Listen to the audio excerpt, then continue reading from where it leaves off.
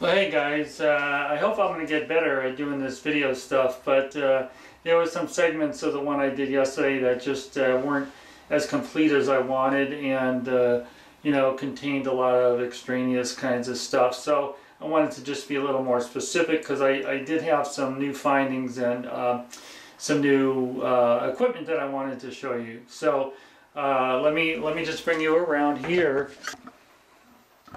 Okay, so now you can see how shabby these cucumbers look, and they weren't that way earlier in the year.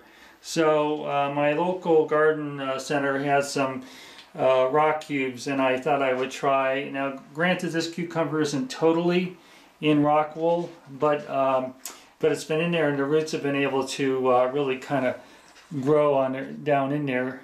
These rocks are roots are going down into some solution, but they look terrible. But look at how much different it looks in the rock wool, where the peat plugs aren't dampening the effects of the nutrient solution I'm using. And that's just a watermelon that's, a pumpkin that's in there right now. The other thing that I found exciting is these pots. They're coned up in the bottom to allow better air into the roots, and then there's a good amount of elevation for a saucer if you're going to use one, or any kind of so the roots aren't in just laying in the water. But I really love this idea of having the air to the roots. So one other thing I wanted to talk to you guys about. Okay, so for the molasses and my use up in the raised bed area, this is what I do. Whenever I'm planting a vegetable or even an important flower, as soon as I put it in the ground, I mix up in this 2-gallon watering can. I put 30 mLs or 1 ounce of molasses per gallon.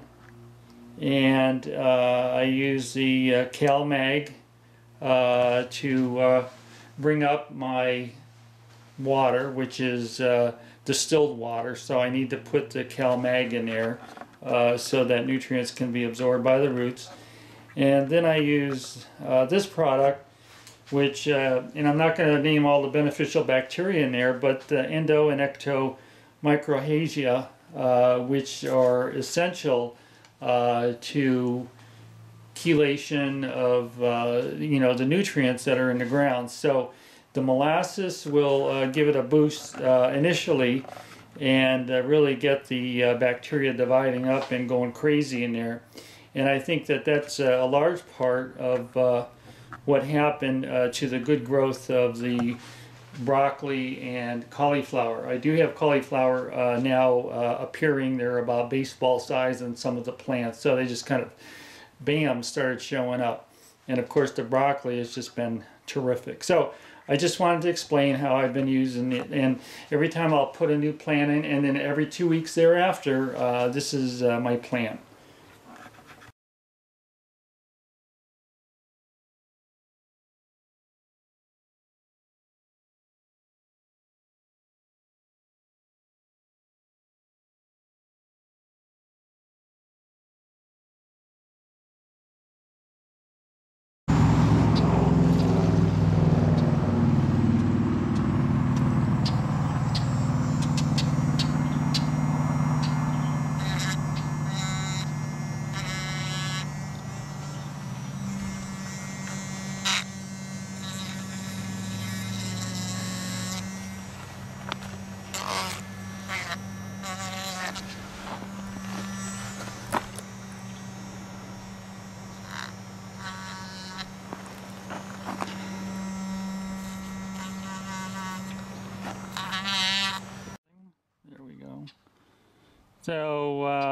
So we've got a couple, so they've been just hiding in there. So they're looking good. And of course the broccoli I've thinned out, but that's looking pretty good. It's kind of was an interesting thing after the rain on Saturday. I was wondering if there was some radiation in the rain, only because you can see the little around areas where the rain kind of stayed in it for a little while. Kind of curious, reminds me of, look at this one. Reminds me of acid rain back in the late 70s, early 80s. It's kind of crazy. It only happened yesterday. So, oh well.